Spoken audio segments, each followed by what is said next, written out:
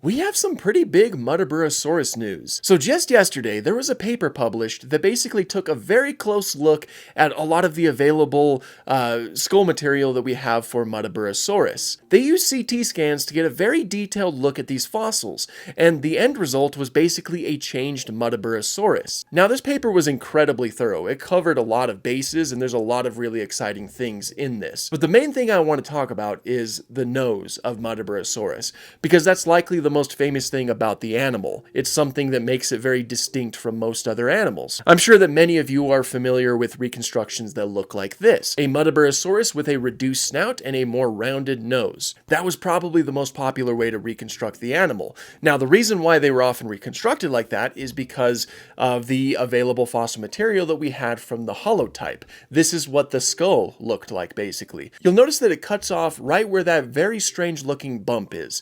That bump is what I mainly want to talk about here, because that's what really gave it the rounded nose that you saw in like those depictions that I just showed. Now, for the longest time, it was believed that that bump was basically like modified nasal bones. Like the nasal portion of the skull was adapted to make that very interesting structure, and it was believed that that's where the nostrils would have been set, and as a result, many did also believe that Muttaburrasurus had like a resonating chamber, something that allowed them to send air through their nasal cavity to make these really loud amplifying noises. That is actually something that we saw in the original Walking with Dinosaurs, and more recently in Dead Sounds Dinosaurius series. Well, the recent analysis seems to kind of change that quite a bit, actually.